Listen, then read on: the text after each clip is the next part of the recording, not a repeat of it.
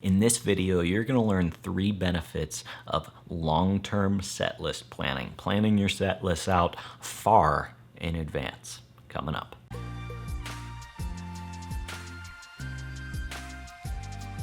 Hey, Spencer here from leadingworshipwell.com, your daily dose of practical worship leading tips. If you want to find those tips, head over to Instagram or Facebook at Leading Worship Well, where I'm posting new worship leading tips every single day. But you're here on YouTube, so go ahead, hit subscribe down below, and let's get into it, because today we're talking about set lists, and specifically planning your set lists out far in advance. I believe that this is one of the biggest things that you can do for the health of your worship ministry, not just for your worship team, but not just for yourself, but for your congregation as well. There's so many benefits to it. There's probably more than 3. Maybe I'll add another bonus one, because I just thought of one as I'm filming this video. So stick around for a bonus tip as well. But before we get into these benefits of planning out your worship set long term, I want to know, how far out do you plan your worship sets?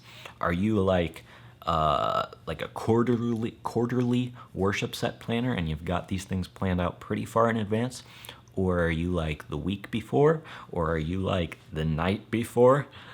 Let me know down in the comments below. I'll talk to you in a second.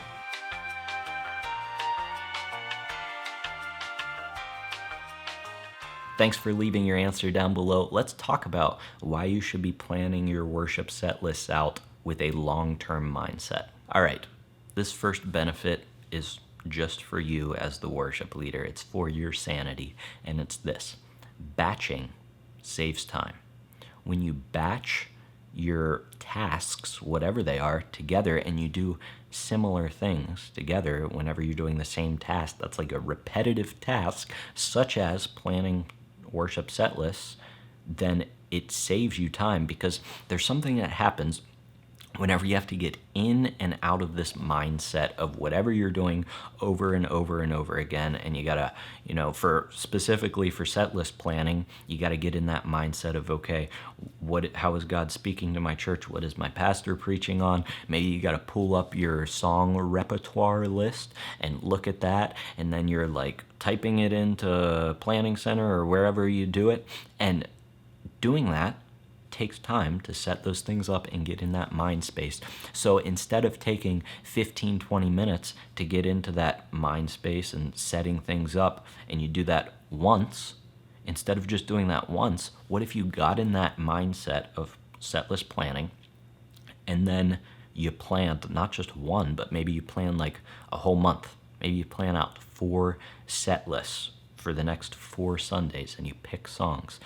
It's going to save you time in the end, and then you're going to have more time to do other things. So just simply put, batching saves time. So batch similar tasks together, and you don't have to get in and out of this mindset and open up Planning Center and do all of that stuff a million different times. You just do it once. The second thing is, it gives you a bigger picture of what your church is singing. There's this saying, you are what you eat. Well, you are what you sing as well, all right? What you sing in your church, people are probably going to remember the songs that you sing in your church more than the sermon, because they're a little bit more repetitive, right? And it's easier to remember a song than a sermon. So that's one of the reasons that we sing, is to teach theology. So whatever you sing, you're teaching your church. And whenever you just plan on a week-by-week basis, or the night before your service, you don't really think long-term, what am I not just singing in my church, but what am I teaching my church? You don't get this bigger picture of, okay, we talked about salvation last week. Now we're talking about evangelism, and there's confession in here, and all of those things that you want to be teaching your church as a worship leader, those main points. You want to talk about the resurrection. Maybe you want to talk about the Holy Spirit.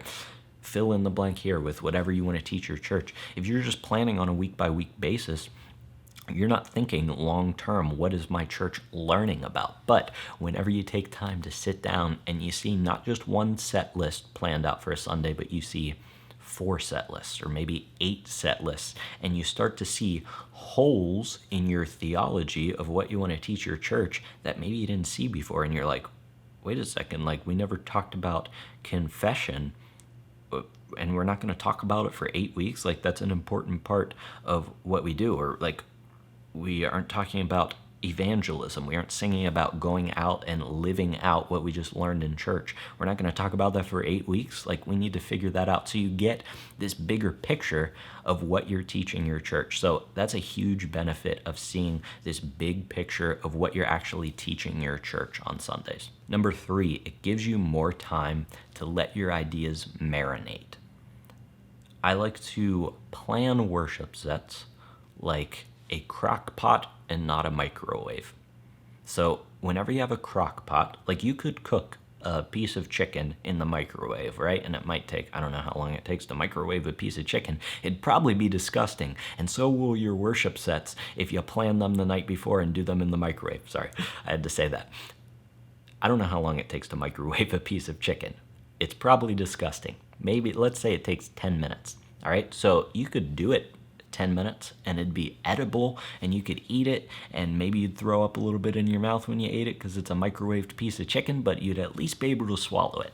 Compare that to a crock pot where you let this chicken cook for like 10 hours on slow, right? And then whenever you open up the crock pot and pull the piece of chicken out, it just falls apart and it's so tender and it's got all that flavor from whatever you cooked it in, right? Like, that's what we want our worship sets to be. We want crock pot worship sets, not microwave worship sets. And so think about that with your worship sets. If you're just planning the night before, you don't have time to let your ideas marinate. And this marination process is so important. A lot of us, especially when we're just starting out, we start with just picking out songs. And we're like, that's it for Sunday. I'm done. I've got my songs picked out. I know what I'm doing. Maybe I figured out a couple transitions and how I'm getting between songs, but that's it. But whenever you give yourself more time and you allow your thoughts to marinate, you start to come up with these ideas where you make connections that you wouldn't have made if you only gave yourself the night before to figure out your worship set. So you start to realize, like, hey, this song talks about this, and then this song talks about this, and I can bridge those two ideas together with a speaking transition right here, and I know exactly what I'm going to say. Or you have the idea to think through, man, this is going on in the life of my church right now. Like, we are, I don't know, looking for a new senior pastor, and this song speaks about trusting in God's perfect timing and his faithfulness, and I can tie that idea of what's actually going on in our church right now, I can tie that in with what we're singing about in a speaking transition. But you don't get that if you're just planning the night before. You've got to think long term. And so you can plan a week out and you'll probably get some of those ideas, especially if you put the work in.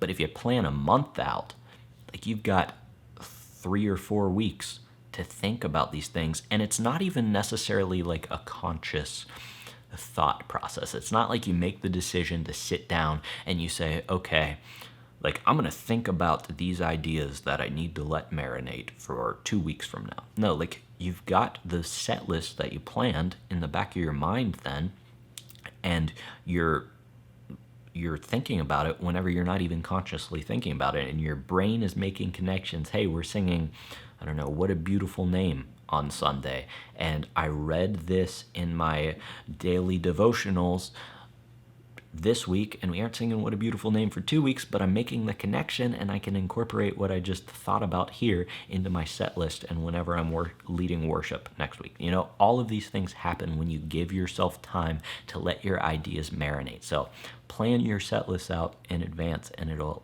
let you come up with better, stronger, deeper ideas to lead worship well. I told you I'd give you a bonus tip, so I had only planned 3, but here's 4 for you. The 4th one is that it benefits your worship team. You might be a professional musician, maybe you aren't, but the truth is your worship team needs time to learn songs. So whenever you plan your worship sets out in advance, and you can send your worship team these songs out in advance, and you say, hey, in 3 weeks, we're going to be leading these songs. And they look at it and they're like, okay, I know that one, I know that one, I know that one, I know that one, but I don't know that one. Like, Now I've got 3 weeks to work on this song. And so you give your team more time to prepare. So whenever you plan your worship sets out further in advance, it honors your worship team and they're able to play their parts better and do all the musical stuff that they need to do better. So that was just a bonus tip. Plan your worship sets out further in advance. I want to challenge you to plan the next 4 weeks of worship sets. Think about what the next month of services look like for you and pick out some songs and experience the benefits of long-term worship set planning. And listen, I hear you because I make this excuse all the time. I'm like, my pastor, though, Spencer, my pastor doesn't get me what he's preaching on until the night before or until the week of. And I hear that. First of all, maybe I'll make a video in the future because I've talked about this in the past about how to get your pastor to send you his sermon topics earlier. But even if they don't, then just think about like what songs you need to sing in the season that you're at your church. And maybe you leave that last song coming out of the sermon, maybe you leave that spot open, but you can pick the other 4 songs and have an idea. And you're not locked into these songs. It's okay to change them, but just have a plan. So sit down, think about the next 4 weeks of your services. Think, okay, maybe I want to introduce this new song. How am I going to do it? Am I going to do like 3 weeks of it and then take a week off? You know, you can think about those things and you see things in a bigger picture. So plan your worship set lists out further in advance. Also, if you want to improve your worship leading, that's one way to do it. Another way to do it is to download the free training that I put together. It's called 5 Tips to Instantly Improve Your Worship Leading. And in that training, I share with you 5 tips to instantly improve your worship leading. These are things that aren't difficult to do. You just have to know them and then make the decision to do them. So if you're interested in that and leveling up your worship leading, check the link out in the description below. Other than that, thanks so much for joining me today. Until I see you in the next video. Keep leading worship well.